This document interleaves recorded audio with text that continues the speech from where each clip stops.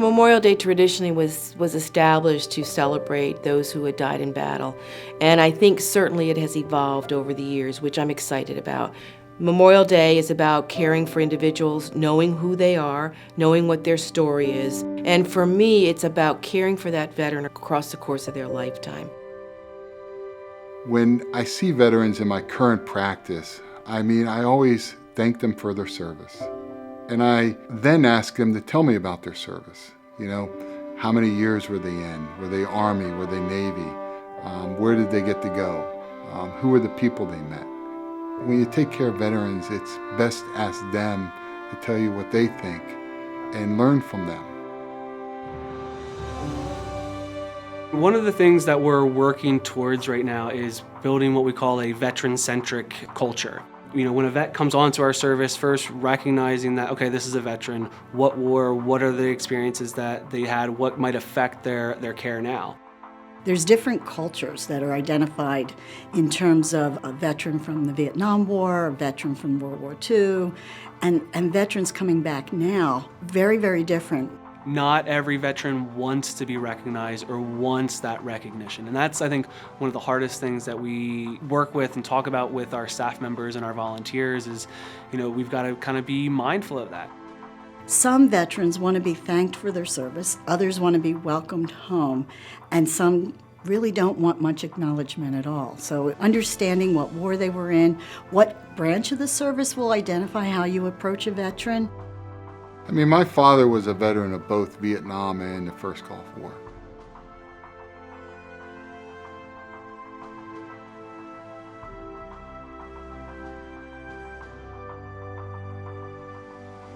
The Vietnam veterans faced certain difficulties when they came back. Some examples you consider is the exposure to Agent Orange, the difficulties they experienced with jungle warfare. The Gulf War was a lot different. I remember seeing some pictures of my father, the oil fields that are on fire. When men and women choose to join the service, it's with the understanding that they may go to war, or they may go to an area or an environment which is foreign and unknown. We've learned a lot about some exposure to environmental factors that exist, some exposure to toxins that exist, as well as we've started to see certainly an increase in the number of combat-related injuries, both physical wounds and invisible wounds with psychological health and traumatic brain injuries. So those aspects are things we pay really close attention to. When my father was in the Navy, part of his early career was doing his internship at the Philadelphia Naval Hospital. They had a requirement where if somebody was injured in Vietnam, they had 48 hours to get him over to Dover. And then they would put him on these double-decker school buses and drive them from Dover up to the Philadelphia Naval Hospital. And so he was seeing all these kids who were like 18, 19, 20 years old with half their face missing. And his job was to do the admissions and write them up and admit them to the hospital. And then the ENT surgeons would then take them away and reconstruct their face. I think you can gauge the impact it had because I would hear many stories, but I would not hear about that story until after he got back from the Gulf War. Because I think it kind of traumatized him a little bit, caused a little PTSD. When men and women are deployed, they are separated from their families. So there's normal stress with that separation from families. They worry about how they're doing and making sure that their families and their loved ones are taken care of.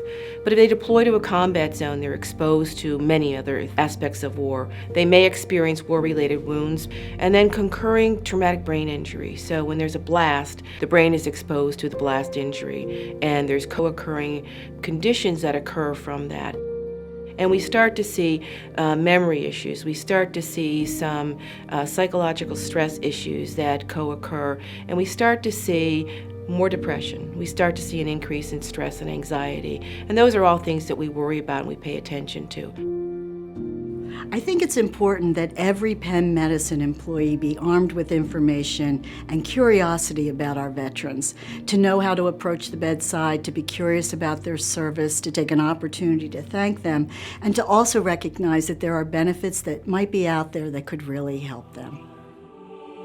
My vision for veteran care is that every single veteran, no matter where they have served, no matter how long they have served, have access to services and care and have support that will keep them resilient, that will keep them well, that will keep them balanced, and that will restore them to the vitality that they had prior to their coming into the service.